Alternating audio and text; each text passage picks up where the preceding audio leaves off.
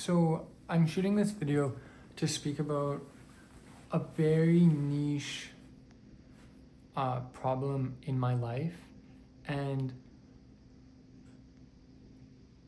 it's going to be difficult for me to explain how serious the problem is because um,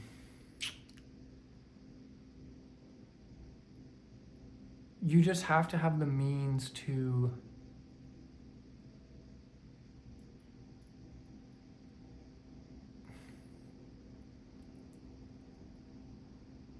associate to the problem firstly.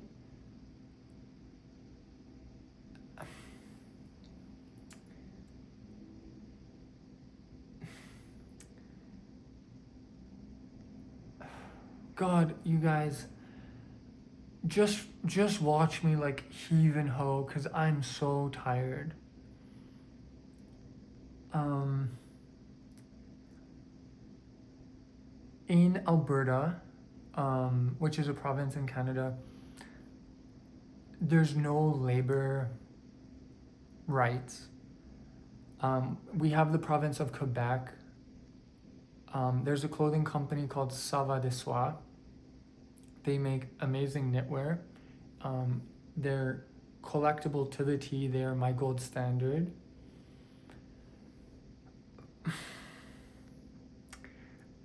You know, I don't even know what, I don't want to say anything. I'm wearing Sunspell. This thermal I got from the thrift store. It's really nothing. It's not important to me whatsoever. An undershirt from Uniqlo.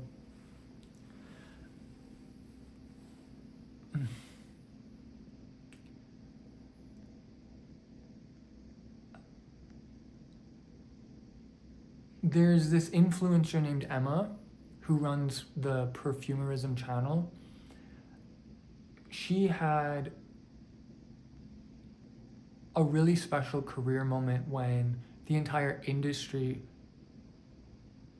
tapped into the trend that she was building of milk scents. She wasn't compensated at all.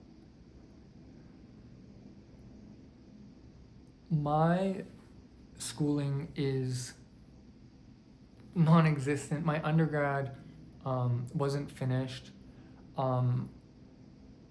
I want to become a legal scholar studying workers' rights.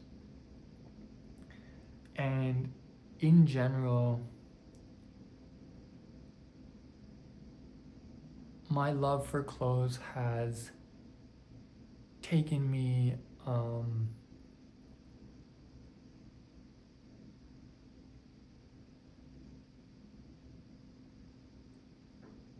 to important places in my experience growing up as a person.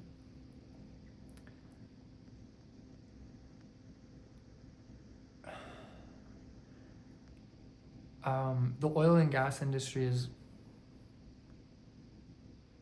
located in Alberta, and you would think that like someone who's interested in labor law would actually care about the oil and gas industry.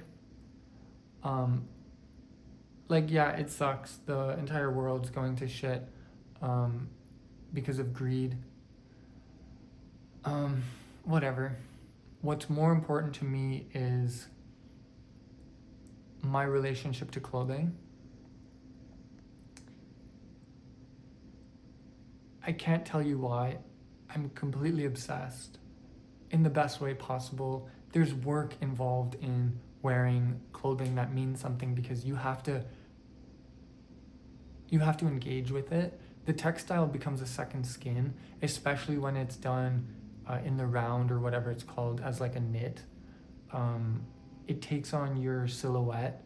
In that way, it's only you but better. And that's actually like a point of like Glossier's You. I only wear musk. Well, I wear musk as a base layer. Ella K's Musk K and Michael Carby's Drake musk essential oil. There's this clothing boutique that has like a type of legacy. It's from the 90s called GravityPope. And there's an employee I know that doesn't work there anymore. And I'm in such a unique position to have the time, the energy, not exactly the resources, to be offended by this. And I love fencing as like one of the sports that I play, and like just the clothing that you have to wear, it's so serious to me. And so like I take things that are things that are lightly offensive seriously.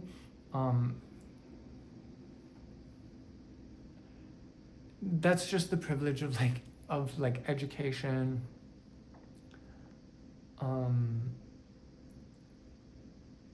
Kind of not coming from white trash. And so I'm gonna take this one topic extremely seriously. This employee doesn't work there anymore. I was told they don't work there. Like I was shopping some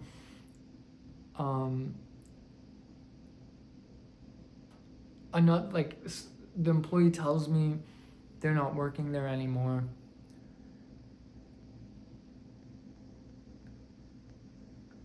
I stop.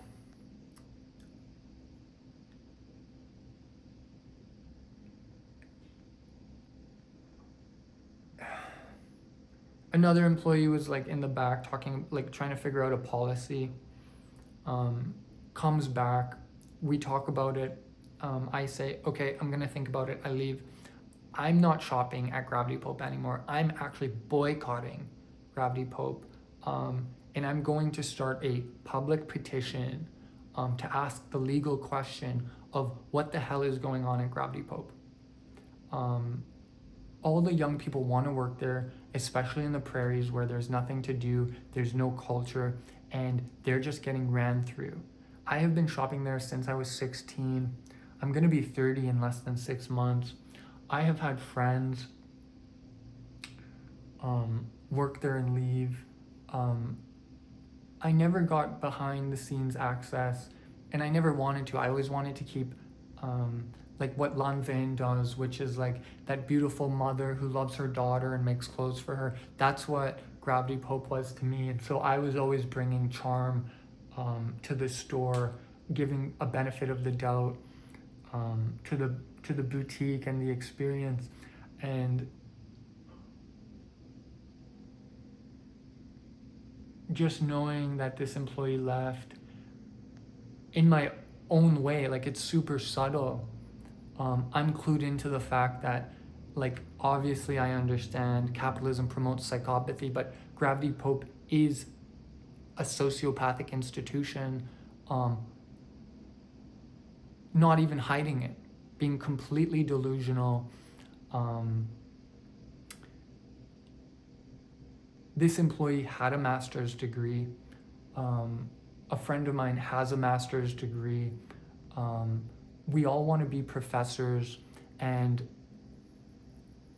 mediocrity is promoted at GravityPope.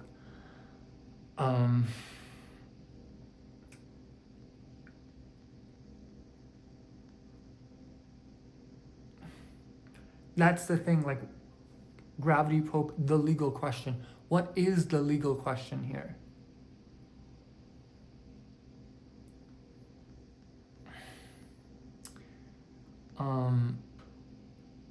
People in the arts, how classism plays a role in the arts world, how classism plays a role in the textile industry, are all relevant to this specific firing.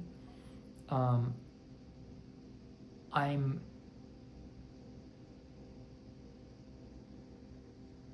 after their bankruptcy. I'm after their humiliation.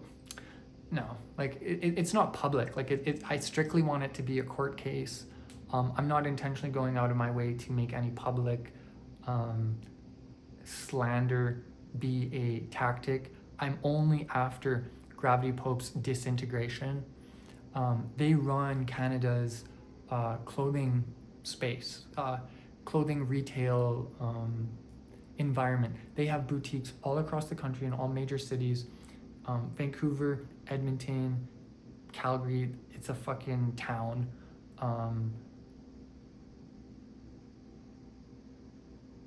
Toronto, is that it? They're not in Montreal. They're getting away with murder. Couldn't care less about the industrial meat industry, but this is important to me. I'm recording this on my phone. I have no microphone. I don't know what the lighting is like. I didn't pre-check the framing too specifically. This YouTube channel is literally just a Google account that I made.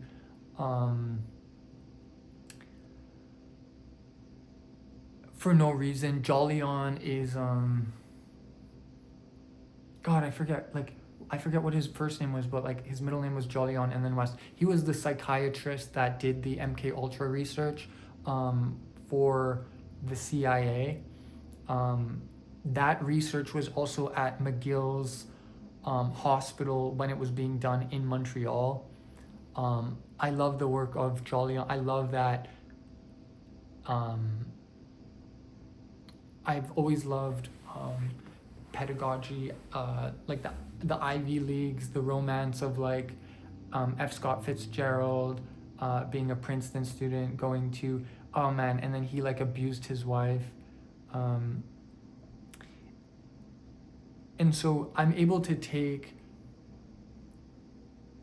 like the legal question of this firing is connected immediately into class representation through being able to shop at the store in the first place, the gendered component of textile labor being off-put, handed over to women, how third world countries reinforce gender norms. In Edmonton, the NHL runs the social scene for the downtown like youth culture, and there was just that heated rivalry prime on like the Crave or something.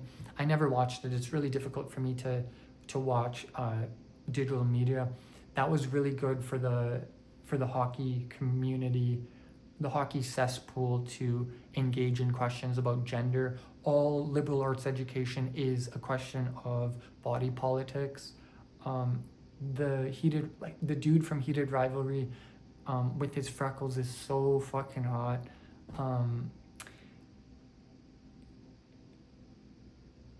The city or the country of Canada isn't ready to ask the question of what GravityPope means to the country.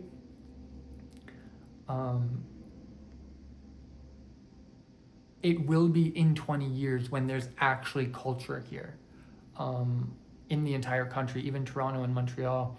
I'm ahead of the curve and I'm speaking to it in this video. This channel will just be still here. It's not like arts institutions are cesspools for the privileged to abuse workers, and just specifically because of my obsession to clothing, which is associated to union labor. Carhartt with their logos made in Honduras boils my blood. I'm able to like essentially intuitively examine GravityPope as a legal and as a bankruptable institution, because I get to rely on my soul's passion. And so the direction I'm going to take to achieve the legal question is one actually strictly intuitive. It's not a complicated question. It just exists and is very serious to me.